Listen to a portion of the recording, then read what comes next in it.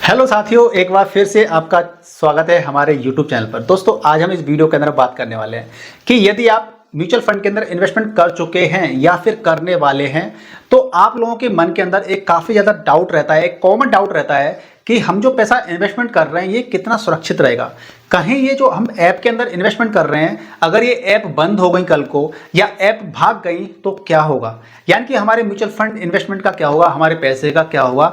अगर आपके मन के अंदर भी इस प्रकार के डाउट हैं तो आप इस वीडियो को पूरा आखिर तक देखिएगा, आपके सारे डाउट क्लियर हो जाएंगे और आपको प्रॉपर तरीके चीज़ें समझ में आ जाएंगी कि आखिर आपको करना क्या है और आपको क्या नहीं करना है। दोस्तों, वीडियो को स्टार्ट करूं पहले उससे पहले रिक्वेस्ट है कि इस वीडियो को लाइक कर दीजिए, शेयर कर दीजिए और चैनल पर नए हैं तो चैनल को सब्सक्राइब कर लीजिए। देखिए, सबसे पहले हम ये समझने का प्रयास करते हैं कि जब म्यूचुअल फंड के अंदर इन्वेस्टमेंट करते हैं तो हमारा पैसा बेसिकली जाता कहाँ पर है ना, पैसा कहाँ जाता है। तो इस चीज़ को समझने के लिए सबसे पहले हम समझते हैं कि जैसे कि आपके पास ये क्या है, एक म्यूचुअल फंड है। ये म्यूचुअल फंड है, यानी कि हमारे देश के अंदर करीब 44 टू 45 समथिंग एएमसीज हैं, यानी कि asset management company. AMC asset management company जो हमारी एसेट को मैनेज करती हैं उनको हम एएमसी कहते हैं।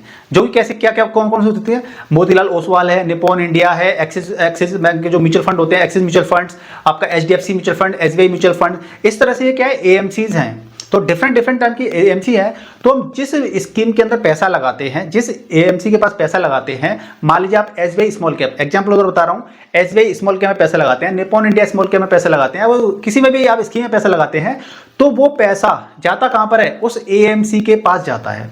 यानी कि आप जब भी कोई इन्वेस्टमेंट करते हैं तो पैसा कहां जाता है, एएमसी के पास जाता है, ना कि उस ऐप के पास जाता है। राइट, ठीक है। तो अब हम जब म्यूचुअल फंड स्कीम को बाई करते हैं तो डिफरेंट तरीके से बाई करते हैं। एक होता है कि हम डायरेक्ट एएमसी की वेबसाइट पे जाते हैं, वहां से बाई कर सकते हैं। दूसरा क्या होता है कि हम जो ऐप्स है आजकल, जीरोधा की कॉइन है, आपका अप स्टॉक है, धन है, अंजल वन है, इस प्रकार से जो ऐप होती हैं हम इनके जरिए भी क्या करते हैं, बाई करते हैं। ठीक है जी। एक तीसरा तरीका क्या होता है कि आप किसी जो म्यूचुअल फंड डिस्ट्रीब्यूटर होते हैं, जैसे कि मैं भी खुद एक म्यूचुअल फंड डिस्ट्रीब्यूटर हूं, और यदि आपको चाहते हो कि आपका पैसा कहां इन्वेस्ट हो, कैसे हो, तो आप मुझे कमेंट कर से बता सकते हैं। मैं आपका म्यूचुअल फंड डिस्ट्रीब्यूटर होकर के आपको प्रॉपर गाइड करके आपका पैसा इन्वेस्ट करवा दूंगा। ठीक है। तो एक होता है म्यूचुअल फंड डिस्ट्रीब्यूटर के जरिए पैसा इन्वेस्ट होता है, यानी कि आप किसी भी माध्यम से इन्वेस्ट कीजिए पैसा, आपका पैसा जाता कहां पर है, एएमसी के पास जाता है। लेकिन एएमसी पे बच जाता है, लेकिन आजकल फ्रॉड भी काफी ज्यादा हो रहे हैं। किसी ऐसी ऐप के चक्कर में मत पड़ जाना कि भैया आपका पैसा हम म्यूचुअल फंड के अंदर इन्वेस्टमेंट करवा रहे हैं और आपका पैसा कहीं किसी जगह पे गलत जगह पे ट्रांसफर कर दिया। ठीक है। तो आपको ट्रस्टेड जगह से होती है, वहीं से ही आपको म्यूचुअल फंड बाई करने हैं, और जो भरोसेमंद इंसान होते हैं उन्हीं के जरिए इन्वेस्टमेंट करना है, और जो भरोसेमंद ऐप होती है उन्हीं के जरिए ही आपको पैसा लगाना है। ठीक है जी। तो ये चीज सिंपल होगी, यानी तरीके कई सारे होते हैं, लेकिन आपका पैसा जाता कहां पर है, एएमसी के पास जाता है। अब सपोज दैट, जैसा कि हमारे मन के अंदर जो डाउट रहता है, सबसे ज्यादा क्वेरीज रहती हैं आपके, अगर आपकी भी क्वेरी थी तो कमेंट करके बताइएगा आपकी क्या क्वेरी थी। ठीक है ना। तो हम भी थोड़ा सा चीजों को समझ देखने का प्रयास करेंगे कि आपकी मन के अंदर कैसे विचार आए थे और क्या क्वेरी थी। अब देखिए, बात कर लेते हैं कि मान लीजिए जैसा कि आपके मन के अंदर डाउट था कि अगर ये ऐप भाग गई, हमने इसी ऐप के जरिए अपने जीवन भर की कमाई इन्वेस्टमेंट कर रखी है, और ये अगर ऐप भाग गई तो हमारे पैसे का क्या होगा। चूंकि आपने इन ऐप के माध्यम से पैसा इन्वेस्ट किया था तो वो पैसा ऐप के पास तो है नहीं है, वो पैसा कहां पे जा चुका है, एएमसी के पास जा चुका है।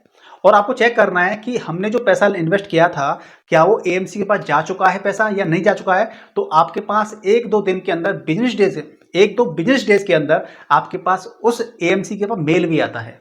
उस एएमसी के पास मेल आता है, एएमसी के पास से आपके पास, कि भैया आपने इतने रुपए लगाए थे और आपको इतनी यूनिट अलॉट कर दी गई हैं, और आप क्या कर सकते हैं, आप उनकी पर्टिकुलर एएमसी की वेबसाइट पे जाकर रजिस्टर करके आप वहां पर भी चेक कर सकते हैं कि आपने कितना पैसा इन्वेस्टमेंट किया है और क्या क्या आपका ट्रांजैक्शन है।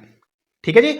तो अगर कल को कोई ऐप बंद हो गई, कोई भाग गई, तो आपका पैसा सुरक्षित है, पैसा कहीं नहीं जाने वाला, क्योंकि आपका पैसा कहां पर है, एएमसी के पास है।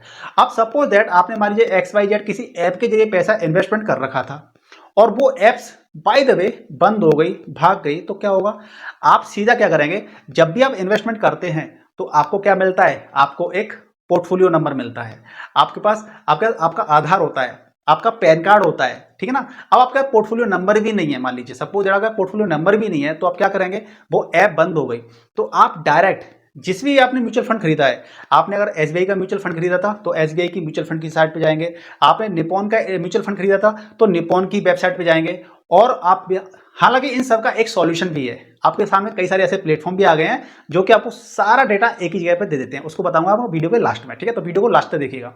तो आप क्या कर सकते हैं, आपने क्या किया कि आपने म्यूचुअल फंड एसबीआई के लिए रखा था, तो एसबीआई की वेबसाइट पर गए, म्यूचुअल फंड वेबसाइट पर, और वहां पर आपने क्या किया, रजिस्ट्रेशन किया।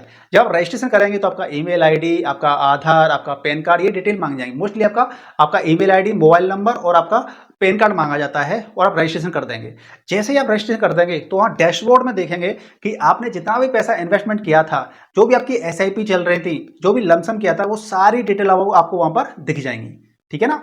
चूंकि ऐप आपका माध्यम है, मीडिएटर है बस ओनली, वो उसके जरिए एक ब्रिज बना दिया है कि इसके जरिए हम इजीली म्यूचुअल फंड में इन्वेस्टमेंट कर सकते हैं, लेकिन पैसा आपका सुरक्षित है किसके पास, एएमसी के पास, ठीक है ना। अब एएमसी ही बंद हो जाए, एएमसी ही भाग जाए तो बात अलग है। हालांकि उसके ऊपर कौन बैठा है, सेबी बैठी हुई है, वो निगरानी बना के रखती है। जिस प्रकार से सारे बैंक, हमारे देश के बैंक है ना, जितने भी बैंक हैं उनके ऊपर निगरानी बना के कौन रखता है, उनके ऊपर रेगुलेशन कौन लेके आता है, RBI, reserve bank of India लेके आती है। इसी प्रकार से जो म्यूचुअल फंड की एएमसी कंपनी है, उनकी एएमसीज होती हैं, उनके ऊपर सेबी निगरानी रखती है और उनको डायरेक्टेड करती है, भैया ऐसा क्या कर रहे हो, जो भी घोटाला बेटा ना हो, इस तरह चीज़ों को करते रहते हैं, ठीक है, निगरानी बना के रखते हैं सेबी वाले।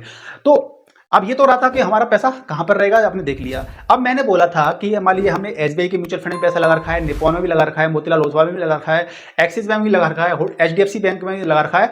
तो अलग अलग एएमसीज के अंदर मैंने पैसा लगा रखा है, तो क्या हम अलग अलग वेबसाइट पर जाकर के रजिस्ट्रेशन करेंगे, ऐसा आप कर सकते हैं। लेकिन अब आज के ज़माने पर कई सारे सिंपल सॉल्यूशन भी आ गए हैं।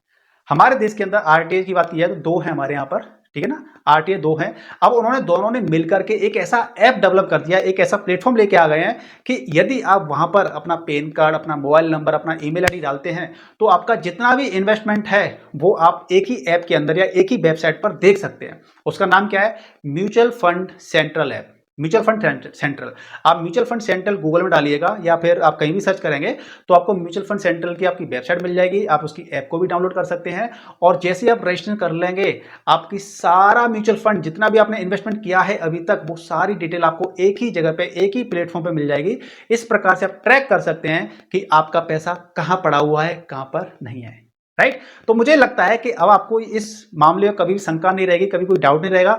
आपकी सारी क्वेरीज का मैंने आंसर आपको इस वीडियो के अंदर दे दिया है, लेकिन फिर भी आपके मन के अंदर कोई डाउट रह जाता है, कोई डाउट बचा है, तो आप मुझे कमेंट करके पूछ सकते हैं। मैं उस पर भी अलग से वीडियो बना दूंगा और आपके डाउट पूरे क्लियर करने का पूरा कोशिश करूंगा।